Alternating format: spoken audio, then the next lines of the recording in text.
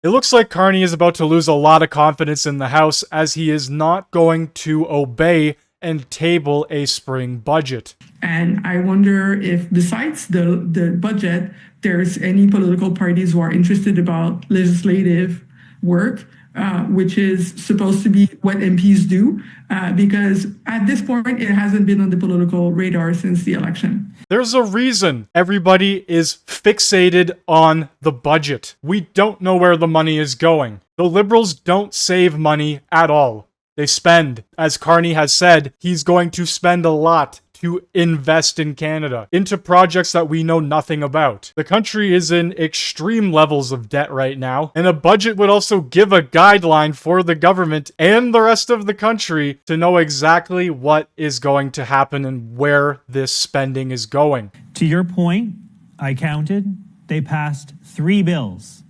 between last summer and now. Right. So in a year, about a year, we've passed 3 government bills. Well, and that is all. I know that it's our job to report the news, but at some point, I think we need to report more scrutiny of that. Happen. Maybe they've only passed 3 bills because the past government was so incredibly incompetent that whenever they actually tabled something, it was A, absurd, B, not transparent, and C, in the long run, did not actually help Canadians. On top of that, bills have to still go through the Senate, where they might not be approved there either. And one of them was about Jasper National Park, which was important work, but like it's not like not necessarily one of the 3 was not an onerous piece of legislation that needed a ton of study. If I could just offer that part of the reason for the stasis of the last parliament were all these questions of privilege that were coming forward. And those were the result of parliamentarians observing that the government was not obeying the will of parliament.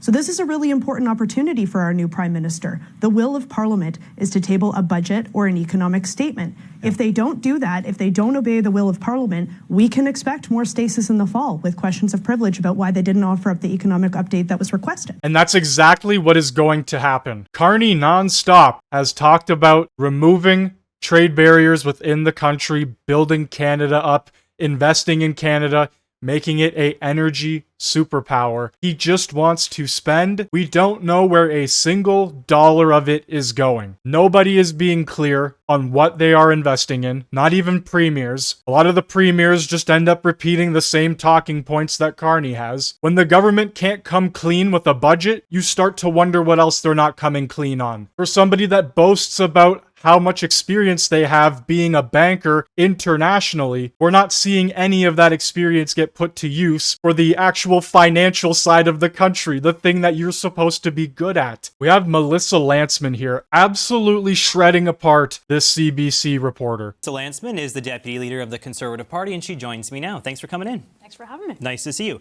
So MPs last night passed an amendment to the Speech from the Throne to essentially try and force the government to introduce a fall economic statement or a budget before you guys rise in the House. It was really their first defeat. You know, some of us were caught off guard that they went down on this one. You were really caught off guard that the government that wants to spend billions of dollars and didn't table a budget got defeated? And yes, it was their first defeat, and we're still very early on into this government, which does not send good signals. But Stephen McKinnon, the government House leader, is not really taking this all that seriously, saying today that it was just a non-binding advisory resolution. What do you say to him? Well, look, I think this is the first indication that you'll see a government that's a lot like the last one in terms of ignoring the will of Parliament. So you have the majority of MPs passing this motion to demand that the government tables a budget, and now you have a government sort of flat out ignoring that. And I think that Canadians deserve that. We haven't had a proper accounting of the books in more than a year. It's a convention to obviously put up a budget in, and frankly, Mark Carney is the guy who said that he had a plan, and instead tabled $500 billion of estimates, which is 8% higher than the 2% cap that he talked about earlier and before tabling that. And I think Canadians deserve to know where that money's spent, how it's spent, and where the government's at.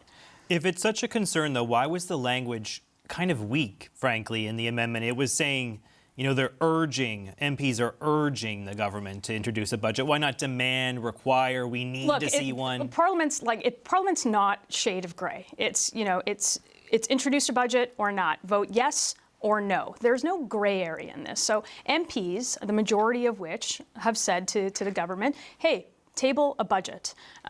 They voted for it. Canadians are demanding it by way of Parliament, and I think it's incumbent on this government to respect the will of Parliament, and I think it speaks more to the fact that they can't run a majority government, or they're going to have some problems winning votes, and they can't run this thing as if they have a majority. So I think they got to go back to the drawing board and figure out their parliamentary strategy and what they're going to do, rather than just ignore the will of Parliament. If they do ignore the will of Parliament, which seems likely, frankly, at this point they are dismissing, as I said, this amendment, how far are you willing to go to push this, to try and force them to actually present something? Look, we're elected and we're sent there as MPs on behalf of our constituencies, and MPs in that House have demanded that the government, does this thing or that thing. In this case, it's present a budget, and it's not just MPs. It's providing certainty for businesses. It's providing certainty for families. It's providing certainty at a time of great uncertainty. And if you're going to speak in platitudes and say that everything is amazing without a plan to show for it, time's going to run out on you.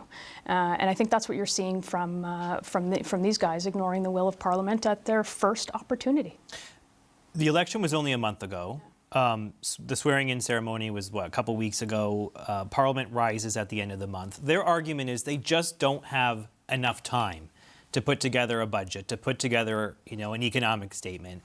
And that the trade uncertainty with Donald Trump provides a lot of mysterious circumstances. We don't know what could happen. Well, let's take a look at what's happened. They went to Rome. They had a G7 summit meeting. We had 2 days of parading around King Charles. The Liberal Party has already wasted about 2 entire weeks when they could have spent that time creating a budget. They also could have spent that time negotiating with Donald Trump, which clearly hasn't gone well. Is that not a reasonable argument? I've said this before. You cannot wait for certainty in this country to provide a proper accounting and certainty that businesses need and families need and workers need in this country.